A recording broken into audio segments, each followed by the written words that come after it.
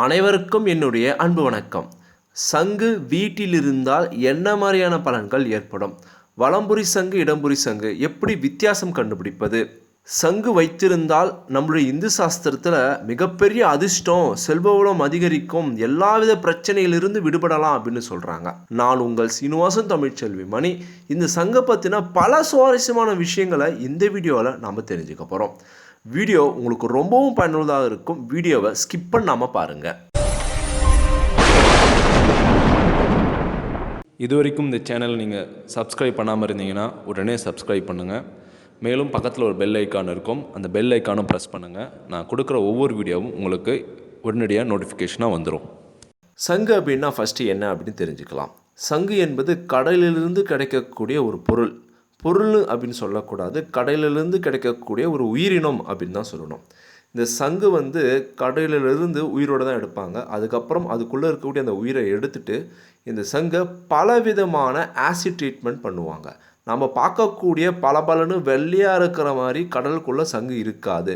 ரொம்பவும் அழுக்காக பாசை பிடிச்சிருக்கும். அந்த பளபளப்பாக இருக்கக்கூடிய லேயர் மேலே பல அடுக்குகளாக பாசையும் அழுக்கும் சேர்ந்துருக்கும். ஆசிட் ட்ரீட்மெண்ட் மூலம் நீக்கி அதுக்கப்புறம் சங்கின் பல்வேறு பயன்பாடுகளுக்கு ஏற்றவாறு, அதாவது சங்கு நாதம் அப்படின்னு ஒன்று சொல்லுவாங்க இல்லையா, அதுக்கேற்ற மாதிரியே இந்த சங்கை டிசைன் பண்ணுவாங்க.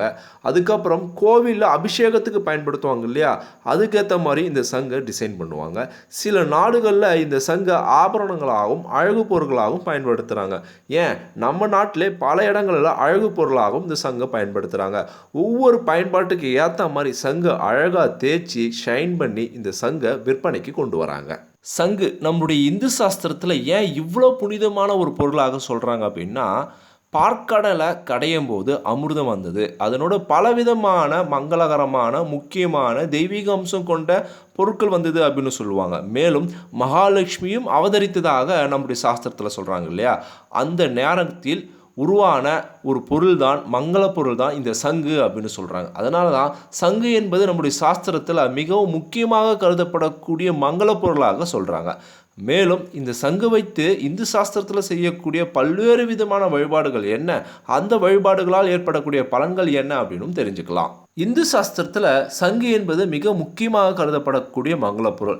இந்த சங்கு வீட்டில் பூஜையில் வைத்து முறையான வழிபாடு செய்வதன் மூலம் மகாலட்சுமி, மகாவிஷ்ணு, குபேரருடைய அருளும் ஆசையும் நிறைவாக கிடைக்கும். இதனால் செல்வத்திலும் செல்வாக்கிலும் மிகப்பெரிய முன்னேற்றமும் உயர்வும் கிடைக்கும் அப்படின்னு நம்பப்படுது. மேலும் பொதுவாக சங்கு வைத்து செய்யப்படக்கூடிய வழிபாட்டு முறைகளில் வலம்புரி சங்கு, இடம்புரி சங்கு அப்படின்னு இரண்டு வகை உண்டு. இடம்புரி சங்கை காட்டிலும் வலம்புரி சங்குக்கு தான் அதீதமான சக்தி, அதீதமான பலன் கிடைக்கும் அப்படின்னு இந்து சாஸ்திரத்தில் சொல்லப்பட்டிருக்கு. ஆனால் பொதுவாக சங்கு என்பது மங்கள பொருள் என்பதால் வலம்புரி சங்காக இருந்தாலும் சரி, இடம்புரி சங்காக இருந்தாலும் சரி, முறையாக முழு நம்பிக்கையுடன் வழிபாடு செய்தால் அதனுடைய பலன் அதீதமாக கிடைக்கும். வலம்புரி சங்கை கொண்டு செய்யக்கூடிய பூஜை அதனுடைய பலன்கள். வலம்புரி சங்கில் தீர்த்தம் கொண்டு துளசியிட்டு பூஜை செய்து அதன் பிறகு அந்த தீர்த்தத்தை பருகுவதன் மூலம் மங்கள ஸ்ஞானம் கிடைத்ததாக நம்பப்படுது. மேலும் சரியான முறையில் வலம்புரி சங்கையோ இடம்புரி சங்கையோ வீட்டில் பூஜை செய்து வந்தால் அந்த வீட்டிற்கு பில்லி, சூனியம், ஏவல், கந்திசி இது போல எந்தவித கஷ்டமும் எதிர்மறையான விஷயங்களும் அந்த வீட்டிற்கு அண்டாது அப்படின்னு சொல்கிறாங்க.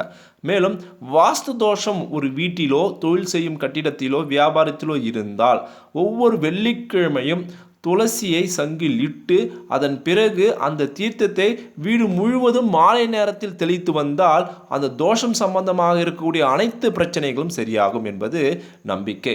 மேலும் திருமண தடை இருந்தாலும் சங்கை கொண்டு பூஜை செய்வதன் மூலம் ஒவ்வொரு செவ்வாய்க்கிழமை அங்ககாரகன் என்று சொல்லக்கூடிய செவ்வாய் பகவான் அல்லது முருகர் பெருமானுக்கு சங்கில் பாலூற்றி பூஜை செய்வதன் மூலம் திருமண தடை நீங்கி உங்களுக்கு நல்ல ஒரு அதிர்ஷ்டமான வாழ்க்கை துணை அமையும் என்பது நம்பிக்கை. மேலும் வியாபாரத்தில் நஷ்டம், முன்னேற்றம் இல்லை, கடன் தொல்லை அதிகமாக இருந்தால் இவற்றிலிருந்து விடுபடுவதற்கும் தொழிலில் நல்ல முன்னேற்றம் ஏறுவதற்கும் ஒவ்வொரு பௌர்ணமி என்றும் சங்கில் குங்குமம் இட்டு பூஜை செய்து வந்தால் கடன் தொல்லை நீங்கும், தொழிலில் நல்ல முன்னேற்றம் ஏற்படும் என்பது நம்பிக்கை. மேலும் இந்த அளவுக்கு புனிதமாக கருதப்படக்கூடிய சங்கை வெறும் தரையில் வைக்கக்கூடாது, ஒரு துணியின் மீது தான் வைக்க வேண்டும். அவ்வாறு இல்லை அப்படின்னா ஒரு தட்டில் பச்சரிசி போட்டு அதன் மீது தான் சங்கு வைக்க வேண்டும். சங்கு வழிபாடு என்பது மிக முக்கியமாக கருதப்படுது. தினமும் சங்குக்கு நல்ல வாசனை கொண்டு திரவியங்களால் அபிஷேகம் செய்ய வேண்டும், அல்லது குறைந்தளவாவது நீரை கொண்டாவது அபிஷேகம் செய்ய வேண்டும். மஞ்சள், குங்குமம், பூவிட்டு தான் சங்கு நீங்கள் வீட்டில் பூஜிக்க வேண்டும், பராமரிக்க வேண்டும். சங்கை நீங்கள் இது போல் செய்யாமல் அந்த சங்கை நீங்கள் அலட்சியப்படுத்தினாலோ, சங்கில் துர்நாற்றம் வருவது போல செய்தாலோ, சங்கில் தூசி படிந்தாலோ வீட்டிற்கு கஷ்டம், பண நஷ்டம், மேலும் பலவிதமான பிரச்சனைகள் வரும் என்பது சாஸ்திரத்தில் சொல்லப்பட்டிருக்கக்கூடிய ஒரு நம்பிக்கையாக கருதப்படுது. பொதுவாக சங்கு எடுத்து நீங்கள் காதில் வச்சிங்க அப்படின்னா ஓம் என்ற பிரணவ மந்திரம் அதில் நம்ம தெளிவாக கேட்க முடியும். அதனால தான் சங்கு பிரணவ மந்திரத்தின் ஒரு அடையாளமாகவே நம்மளுடைய இந்து சாஸ்திரத்தில் கருதுகிறாங்க. மேலும் இந்த சங்குநாதத்தை வீட்டில் ஒலிக்க செய்யலாமா? தாராளமாக.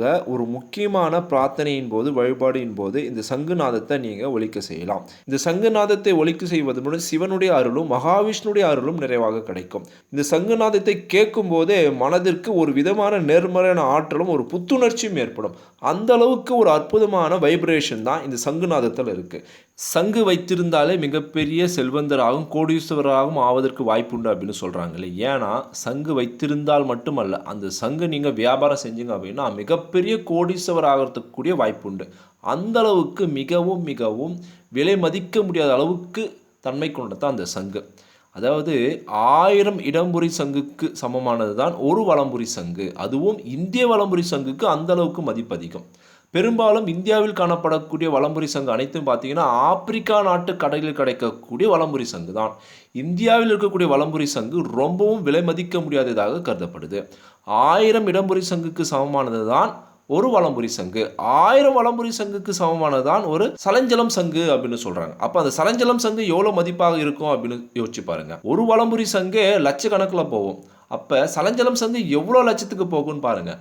1000 சலஞ்சலம் சங்குக்கு சமமானது தான் பாஞ்சச்சனியம் அப்படின்னு ஒரு சங்கு இருக்குது. இந்த சலஞ்சலம் சங்கு பாஞ்சச்சனியம் சங்குனுடைய மதிப்பு எவ்வளோன்னு நீங்கள் கெஸ் பண்ணி பாருங்கள். வலம்புரி சங்கின் மதிப்பே லட்சக்கணக்கு அப்படின்னா சலஞ்சலம் சங்கு பாஞ்சச்சனியம் சங்குன்னு பார்த்தீங்கன்னா கோடிக்கணக்கில் போகும்.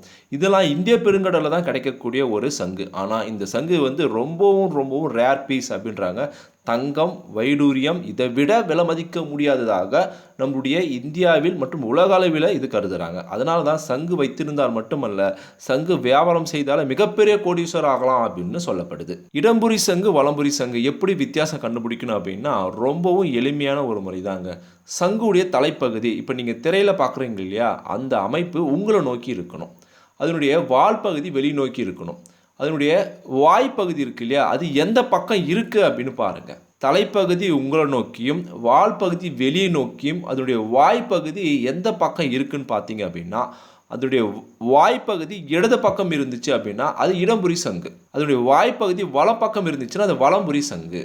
பெரும்பாலும் இந்தியாவில் காணப்படக்கூடிய எல்லா சங்கும் பார்த்தீங்கன்னா ஆப்பிரிக்கா நாட்டு வலம்புரி சங்கு தான். அதனுடைய அமைப்பே பார்த்தீங்கன்னா கொஞ்சம் மெலிதாக இருக்கும். ஆனால் இடம்புரி சங்கு பார்த்தீங்கன்னா கொஞ்சம் குண்டாக இருக்கும். அப்போ இந்திய வலம்புரி சங்கு எப்படி இருக்கும் அப்படின்னா அதனுடைய அமைப்பு இடம்புரி சங்கு போல குண்டாக இருக்கும். அதனுடைய வாய்ப்பகுதி வலது பக்கம் நோக்கி இருக்கும். அதனால தான் இதனுடைய மதிப்பு மிகவும் மிகவும் அதிகம் அப்படின்னு சொல்கிறாங்க. மேலும் வலம்புரி சங்குல தலைப்பகுதியில் பார்த்தீங்கன்னா மகாவிஷ்ணு கையில் இருக்கக்கூடிய சுதர்சன சக்கரம் இருக்கு இல்லையா, அது போல ஒரு அமைப்பு இருக்கும். அதனால தான் இதற்கு இன்னொரு பேர் மகாவிஷ்ணு சங்கு அப்படின்னு சொல்கிறாங்க. இந்த இடம்புரி சங்குல 3 விதமான கோடுகள் இருக்கும். இந்த 3 விதமான கோடுகளை பிரம்மா, மகாவிஷ்ணு, சிவன் அப்படின்னு குறிக்கப்படுது. மேலும் இதில் ஆண் சங்கு, பெண் சங்கு அப்படின்னு 2 வகை இருக்குது.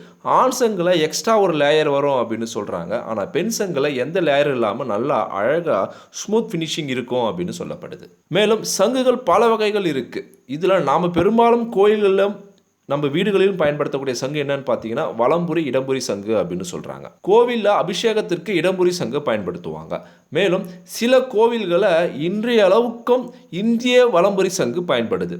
நான் வலம்புரி சங்கை பார்த்த ஒரு திருத்தலம் என்னன்னு பார்த்தீங்கன்னா திருவண்ணாமலை அண்ணாமலையார் கோவிலில் இன்றைய அளவுக்கும் இந்திய வலம்புரி சங்கு வச்சுருக்காங்க. நீங்கள் பார்க்கணும் அப்படின்னா உங்கள் அருகில் இருக்கக்கூடிய சிவன் கோயிலை நீங்கள் போய் பார்க்கலாம். ஒருவேளை அங்கே இந்திய வலம்புரி சங்கு இல்லை அப்படின்னா திருவண்ணாமலை அண்ணாமலையார் மூலஸ்தானத்து சிவனுடைய அருகிலே இந்திய வலம்புரி சங்கு வச்சுருப்பாங்க. நீங்கள் எப்போ போனாலும் அந்த சங்கை பார்க்கலாம். மிகவும் மிகவும் ரேரான ரொம்பவும் அதிர்ஷ்டம் நிறைந்த சக்தி வாய்ந்த சங்காக இந்திய வலம்புரி சங்கு கருதப்படுது. அந்த அமைப்பு கொண்ட வலம்புரி சங்கு தான் திருவண்ணாமலை அண்ணாமலையார் கோயில் மூலஸ்தானத்தில் வச்சிருக்காங்க. நம்பிக்கை சார்ந்த முறையில் சங்க வைத்து வழிபாடு செய்வதன் மூலம் மிகப்பெரிய நல்ல பலன்களும் ஏற்படுது. தொழில் சார்ந்த முறையில் சங்க வைத்து நீங்கள் வியாபாரம் செய்வதன் மூலம் நல்ல ஒரு தொழில் வளமும் ஏற்படும். நான் சொன்ன தகவல் உங்களுக்கு மிகவும் பயனுள்ளதாக இருந்திருக்கும் அப்படின்னு நான் நினைக்கிறேன். இந்த வீடியோ பற்றி உங்களுடைய கருத்துக்கள் என்ன அப்படின்னு மறக்காமல் கமெண்ட் பாக்ஸில் கமெண்ட் பண்ணுங்கள். உங்கள் வீட்டில் சங்கு இருந்துச்சு அப்படின்னா அந்த சங்கு வலம்புரி சங்கா இடம்புரி சங்கா, அந்த சங்கை வைத்து நீங்கள் என்ன மாதிரியான வழிபாடு செய்கிறீங்க அப்படின்னும் உங்களுடைய அனுபவங்களை மறக்காமல் பதிவு பண்ணுங்கள். இந்த வீடியோவை அனைவருக்கும் ஷேர் பண்ணுங்கள். நம்மளுடைய தமிழ் டெக்னாலஜி சேனலை சப்ஸ்கிரைப் பண்ணுங்கள், லைக் பண்ணுங்கள். மீண்டும் அடுத்த ஒரு சுவாரஸ்யமான வீடியோவில் சந்திப்போம். தேங்க்யூ ஃபார் வாட்சிங்.